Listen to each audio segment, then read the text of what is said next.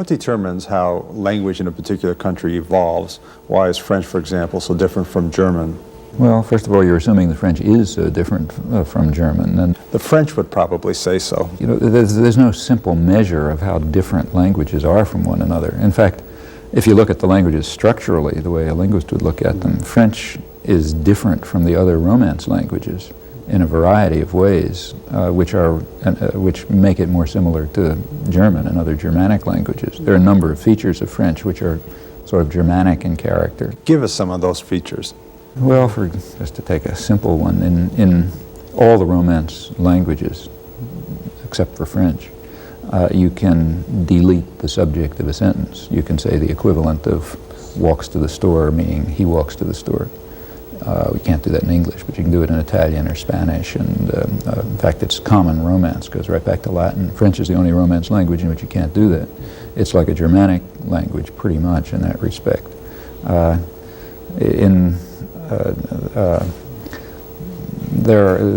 What they call clitics, small pronouns that you attach to verbs. So you say the equivalent of I, him, saw.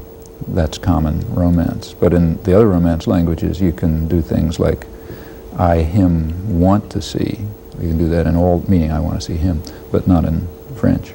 And for a variety of constructions, actually, there are quite a number of respects in which French is different from the other Romance languages. Incidentally, Old French, Middle French, say French in the medieval period was not. It was like the other Romance languages. So something happened to it that made it less like the Romance languages and more like the Germanic languages. How does language change over time? How did 18th century French change compared to 12th century French? Well, you know, when we talk about language change, that's very misleading. I mean, there is no such thing as a language in France. I mean, up until, say, the turn of the century, you could find people in nearby villages in France who virtually could not understand one another. The idea of a national language is a pretty modern phenomenon. It has to do with the rise of nationalism and communication and so on. Or take, say, Italy today, or Germany today. I mean, the differences among the things that we call German are enormous, so enormous as to lead to non-mutual intelligibility. You have to learn the national language when you go to school. It's a different language than the one you spoke at home. When we talk about language changing, what's actually happening is that it's kind of like species changing. There's a mixture of all sorts of dialects, and the mix changes over time, either because of conquest or some political change, or boundaries are drawn in a different place, or you know, some kind of commercial interchange or whatever. The mixture of these things changes over time, and you know, you take a look at it a few centuries apart, it looks like there's a different language.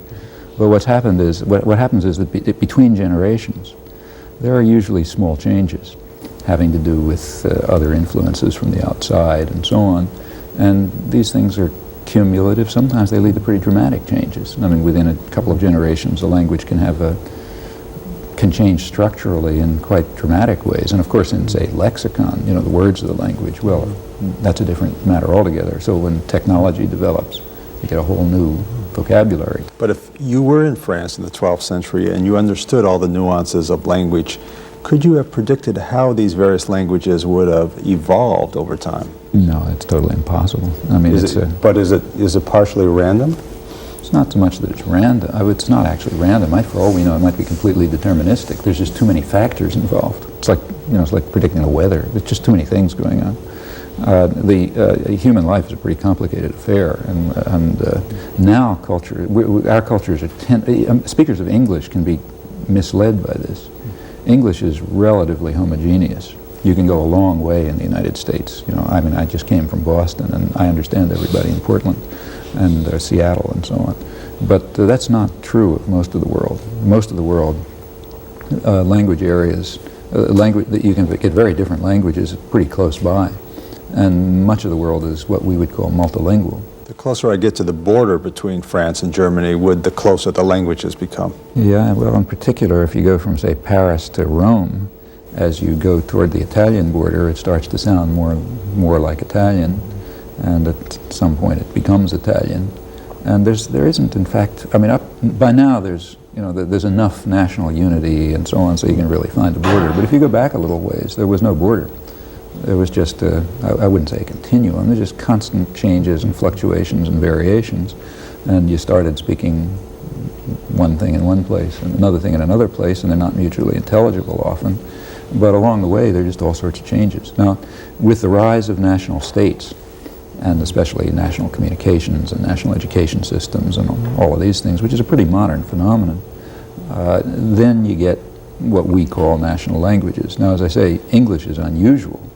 The reason, after all, go to pre-colonial times, there were just hundreds of thousands, probably, of different languages spoken in what's now called the United States. Well, through the destruction of the indigenous population, and it was real destruction, kind of genocidal, and the conquest by speakers of basically one group, you ended up having a large homogeneous language. But how could anybody have predicted that? I mean, it had to do with the invention of guns and, you know, whole series political of things. conquest and all sorts of things. And that's pretty much what human history is. There are some French theorists, for example, who argue that they must work very hard to keep the French language pure.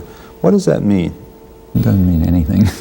I mean, there's an old, virtually every national language, every national culture, or at least the European ones, maybe others, has a mythology that that's the only real pure language, and all the others are corrupt. In France, this position is kind of extreme. In fact, if you go back to its origins, it's even a little bit comical. I don't know if anybody's actually studied it, but if you go back to, say, the 18th century and you read, say, Diderot, he explains, Diderot very seriously, that he says, here's a prediction for you. He says, France is going to be the language of science, and German and English will be the languages of literature. And the reason for this is that French is very clear. In France, the words follow the order of the thoughts, whereas if you listen to German and English, the words don't quite follow the words of the thought. So French is good for telling the truth because of its, what later came to be called its Gallic lucidity and clarity, whereas German and I think his examples were German and English, maybe Italian. They're good languages for telling fantasies and falsehoods, so they'll be the languages of literature. Now, it's a sort of naive point of view, but you can see what was going on in his head. I mean, for him, the words in French followed the order of thoughts. When you hear German, it seems all confused. I mean, they're thinking in some other way. Speaker of German looks the opposite, of course. And I suspect that the mythology of the purity and lucidity and clarity of French goes back to ideas of that kind. After all, French culture had a certain dominance and appeal for a long time, so these attitudes get established. But what does it mean for the language to be pure? Or when people say they want English to be pure, what are they talking about? Was Shakespeare pure? I mean, in fact, every stage of history, languages are, first of all, there is no such thing as a language. There are just lots of different ways of speaking that different people have, which are more or less similar to one another. And some of them may have prestige associated with them. For example, some of them may be the speech of a conquering group or a wealthy group or a priestly caste or one thing or another. And we may decide, okay, those are the good ones and some other one is the bad one. But if social and political relations reversed, we'd make the opposite conclusions. Let's say take Black English today. Black English is considered not quite proper English. On the other hand, if blacks happen to have all the power and own all the corporations and whites were working for them, it would be the other way around. Okay, Black English would be the language of culture and science and so on, and the stuff that you and I speak would be considered a degenerate dialect, which you have to get people out of so that they'll be able to think. But that raises an interesting question. Why does language have rules? Why were we taught these rules in grade school? Why is bad grammar bad grammar? Well, when you're taught rules of your own language in grade school, the chances are very strong that what you're being taught is false. Otherwise, you wouldn't have to be taught it. But I can see every grade school teacher about to throw an orange at you on the screen. There's, unfortunately, let me be a little more nuanced. One of the things you learn in grade school is the literary language. Now, in English, the literary standard is not so radically different from what, say, you and I grew up with, but it's somewhat different. The literary standard is not what I learned in the streets. It's not very different, but it's a little different. And when I went to school, I was taught the literary standard. Now, the literary standard has some principles associated with it, some of which are those of a real language, some of which are completely artificial. They were made up by people who had crazy ideas about language. And they were all given names you never heard of before. Yeah, and in fact, the reason you have to teach them is because they are not the person's language. Nobody, your actual language, nobody teaches you. I mean, your language just grows in your head. You know, you can't, you stick a child in a young child in an environment where people are speaking language, and that child can no more help knowing that language than the child can help growing. It's just part of human growth is for some component of the brain to pick up the language. You can't learn it, and you don't learn it any more than you learn to see. Now, the fact is that the system that grows in the brain is sometimes different from a system which is regarded, for whatever reason, as necessary or appropriate or approved or something, some prestige. There's some prestige dialect, and it may be different from what grew in your brain. It typically is. Or it may be a way of trying to get us to have a common bond through language. Well, it's possible. I mean, I think that's a problem in places like, say, Italy. In Italy, when you, if somebody grows up in the Piedmont area and somebody else grows up in the Naples area, they're speaking totally different languages. Neither can understand a word the other's saying.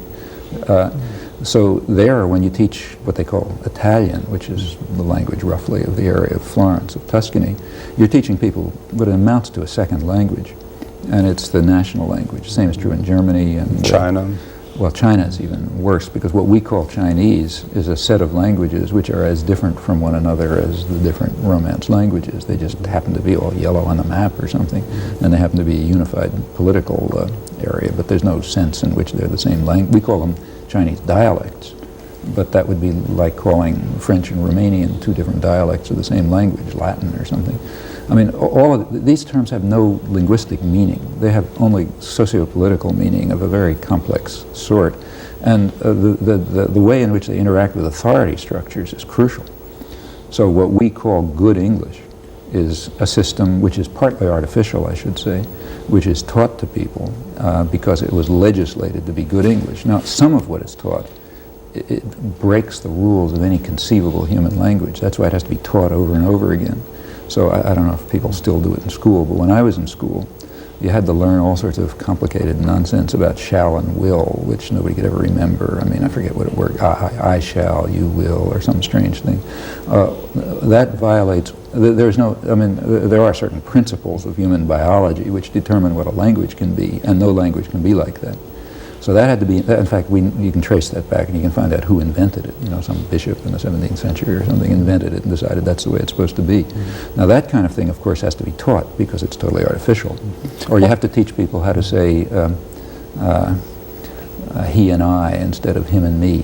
Well, English sort of works the other way. I mean, if nobody was bothering you in English, you'd probably say him and me or here or something like that. But you're taught in the standard language not to do that. There's some other invented language, which is called the literary standard, in which you don't do it.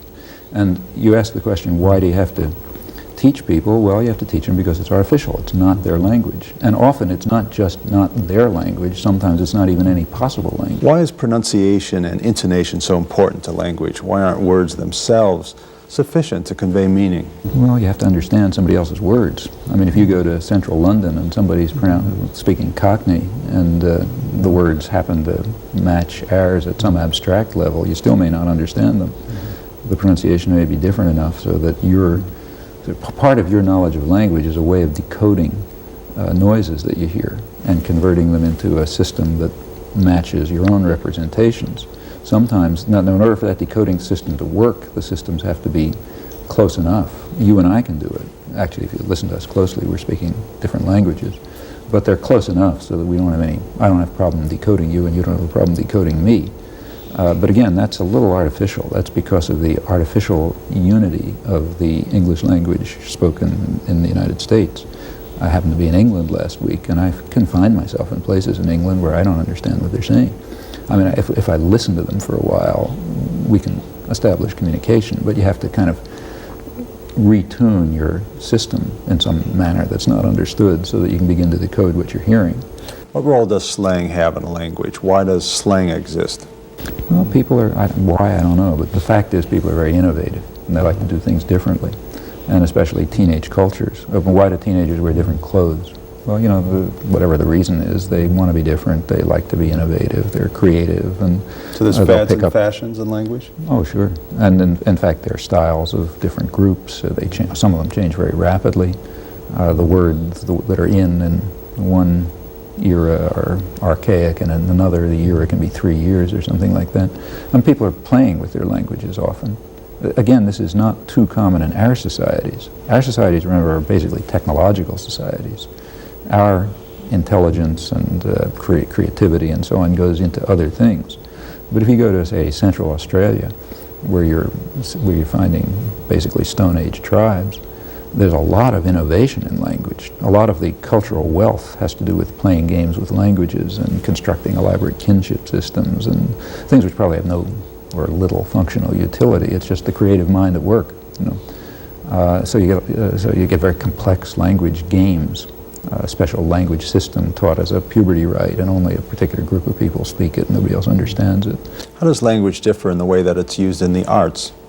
First of all, there's a variety of conventions, of formal conventions that are humanly created, but undoubtedly reflect our aesthetic capacities, that set a framework within which, they set a framework of rule, humanly imposed rule, within which people create. So, in an extreme case, if you write a sonnet, you have to come pretty close to a fixed frame. And while that's an extreme case, the same is true of other literary conventions. I mean, part of human creative intervention has been to create forms, aesthetic forms, which are somehow either appealing to us or challenge our intelligence or whatever, and you work within them. I mean, after all, painting on a piece of canvas that has a boundary, that's pretty recent in human history, and that itself imposes a framework which determines the kind of art that you can produce. And in the literary use of language is just everything from the structure of a novel to the metric character of a poetic form is one or another human invention. Do you respond to poetry? Do I? Sure. If I have time to read it. Does it make you think differently? So what goes on in your thought process? Well, you know, I don't feel competent to say, but it's a topic that has been discussed quite intelligently. So, for example, if you read, say, but not by me, I have nothing to say about it, no one pretend to, but if you read, say, William Empson's 7 Types of Ambiguity, you get an intriguing account of why poetry makes you think, in part because it's so compressed, you know. And you only get hints, so the reader has to impose a lot of structure. You have to put your own self into it. And in part because the formal structure itself imposes a challenge to the intelligence. If you're just throwing paints around randomly, it's not a work of art, you know. But when it's done within the framework of a humanly constructed system of rule, at least you've got the prerequisites for a work of art. It still may not be. Whatever it takes, whatever creativity is, and that's not understood, that has to be there too.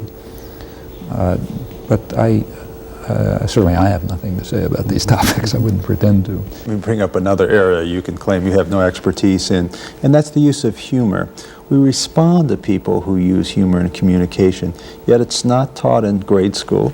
We're not taught how to be comedians, but we respond to it, and that seems to be the case in almost every language. Well, see, I don't think that has too much to do with language. We can be humorous in other ways too. A clown can be humorous without using language, and nobody teaches a child how to laugh at a clown. Now, I think we're going here to interesting topics, but topics where nothing is understood.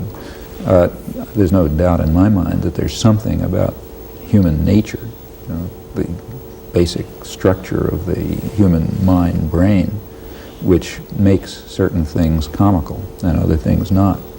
Just as there's certain things about the human brain that make some things come out to be a human language and others not, although they could be a Martian language or something. And at its root, it's, I don't think, fundamentally different from the fact that we grow arms and not wings. Now, we don't know why we grow arms and not wings, but you assume that it's got something to do with the human genetic endowment. And I think the comparable assumption is true in all these cases. Part of the fascination of the study of language is that it's one of the few examples where you can really get some insight into how it works. These other topics that you're mentioning, say humor, should be subjected to the same kind of study, but so far it hasn't been clear how to do it. Words are endlessly fascinating, I think, because it's amazing how somebody can walk in a room, hear a few words, and walk out crying or angry or this whole series of emotions simply with a few words. Doesn't that constantly amaze you? It's not just words again. It could be a fleeting picture. I mean, take, say, a caricature. You see a few lines, and it brings to your mind a person in a situation, maybe a tragic situation or a comical situation or whatever. I mean, the human mind is a very marvelous thing. It's got an extremely intricate and complex structure, which, at least at a scientific level, we understand very little about. But what you're pointing to is a central part of it. Little hints here and there succeed in evoking in us very rich experience and interpretation. And what's more, it's done surprisingly uniformly for different people, which means, and it's of course done without any training or very minimal training. Nobody would know how to train people to do this. So it somehow must be the only logical possibility, aside from angels or acts of God, is it's something rooted in our nature. I mean, qualitatively speaking, these phenomena are very much like physical growth. The nutrition that's given to an organism, to an embryo, is not what determines that it's going to be a human or a bird. What determines that it's going to be a human or a bird is something about its internal structure. And what determines that we are going to be the kind of creature that can speak and that can interpret a sign or a line, a couple of lines or something as evoking an emotional experience or whatever, that's something in our nature, but it's so far beyond what we know how to study that you can only wave your hands at it at the moment. How should parents react with respect to exposing their children to language? Should they expose them to all aspects of language, or should they just simply let them develop any way they develop? I suspect there's very little that parents can do to change the course of language development.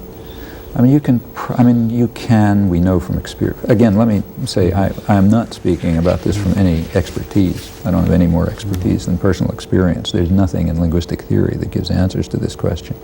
But experience suffices to indicate, I know cases, that you can create an environment in which a 5-year-old will sound like a college professor, and it's kind of comical, but they'll use big words and complicated sentences and so on. I suspect you're probably harming the 5-year-old, but it's possible to do that. Children can be molded.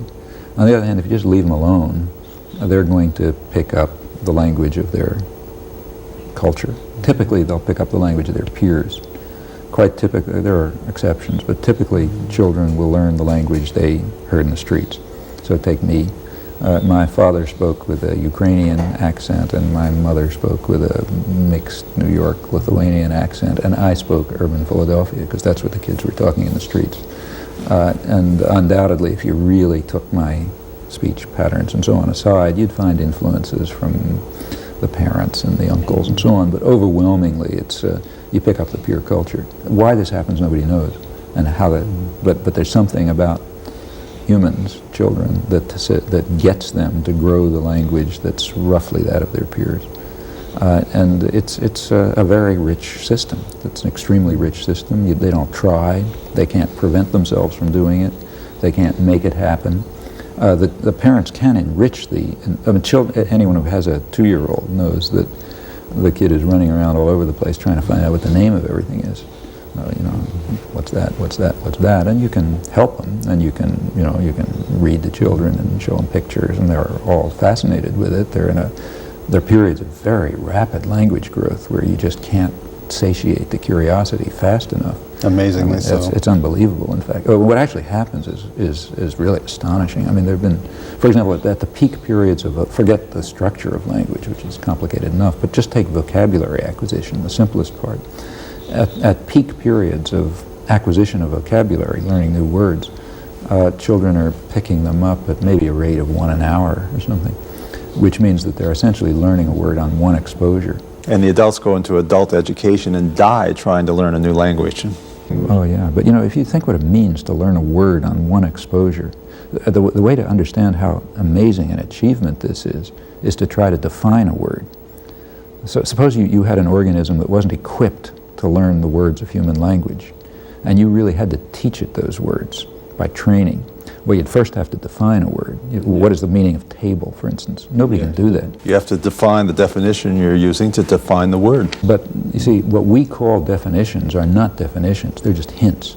If you take the Oxford English Dictionary, the one you read with a magnifying glass, and they give you a long, detailed thing which they call the definition of a word. In fact, it's very far from a definition of a word. It's a few hints that a person who already knows the concept can use to understand what's going on. But remember, the child is picking that up not from the Oxford English Dictionary with its whole array of hints. The child's picking it up from seeing it used once or twice. Now, that can only mean one thing. It can only mean that the concept itself, in all of its richness and complexity, is somehow sitting there, waiting to have a sound associated with it. Now, that can't be quite true, but something very much like that is probably true. That's why you and I will have essentially the same concept of table and the same concept of person and of, nation or all sorts of things. And not complicated things. I mean really simple things like person, for instance, or thing. We'll have that even though we all have very limited experience because basically we started with those concepts. We're getting down to the end of the show. Do you ever see a time when the study of language and linguistics will not fascinate you? Well, I suppose there must come some time when your mind deteriorates to the point where you can't deal with hard questions. I guess that'll happen. Professor Noam Chomsky from the Massachusetts Institute of Technology and a guest lecturer at the University of Washington. Upon reflection.